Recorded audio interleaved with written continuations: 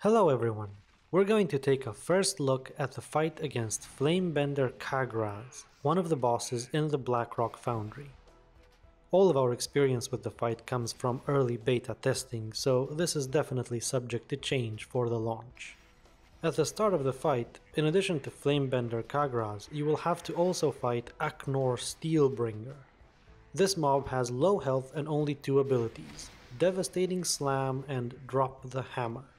Devastating Slam is a frontal cone attack that needs to be avoided by everyone except for Aknor's tank, while Drop the Hammer causes Aknor to leap towards a random player, slam his hammer down and inflict physical damage to anyone within 10 yards of the impact area and also knock them back.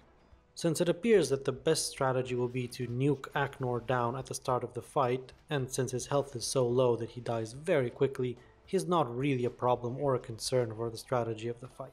So what does Flamebender Ka'graz do? Well, to begin with, you will notice that she has an energy bar. Her energy grows steadily over time, completely independent of anything your raid does. When she gets to 25, 50, 75 and 100 energy, she casts a different ability each time. Once she gets to 100 energy, her energy resets and the process starts all over again. At 25 energy, Ka'graz casts Molten Torrent. Molten Torrent targets a random player and then 6 seconds later drops a meteor on top of them. The meteor does a massive amount of damage to everyone within 8 yards, but the damage is split between all affected players. In our attempt, we just had whoever was affected by this run into melee range so that all the melee players would soak the damage, but presumably other strategies would also work. Players with immunities can go out of the raid and soak the damage entirely on their own. At 50 energy, Ka'graz summons two Cinder Wolves. This is probably the most difficult part of the fight. The two wolves are linked to each other permanently with a fiery beam called Fiery Link. Any player who comes in contact with the beam will have a fire dot applied on them, and they will obviously take damage from it.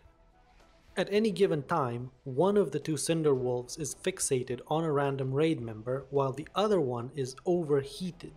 The overheated wolf does not fixate and needs to be tanked. While overheated, the wolf also deals 50% more damage and uses an ability called Charring Breath. In essence, Charring Breath is a frontal cone attack that stacks a debuff on affected targets, so eventually it will require a tank swap.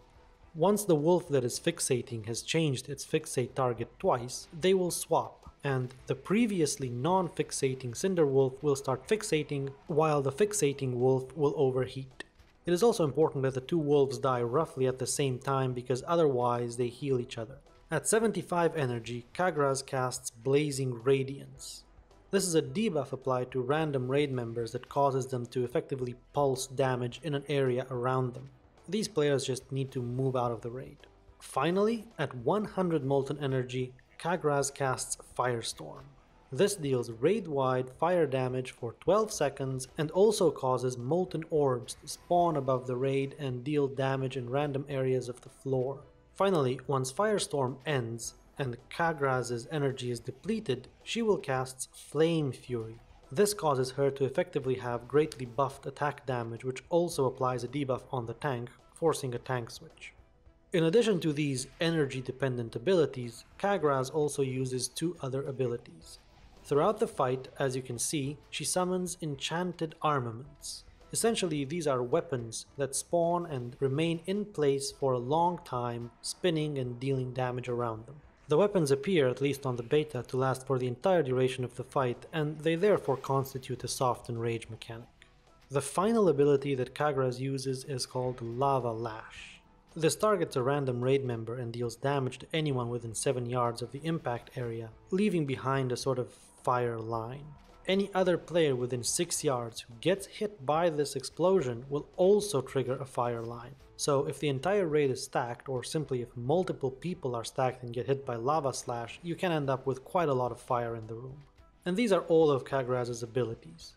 As her energy bar refills over and over again, you will have to go through multiple cycles of abilities, presumably before she finally enrages or you run out of space. Once we get closer to Warlords of Draenor's launch, you can expect to find a detailed written guide for this boss on our website.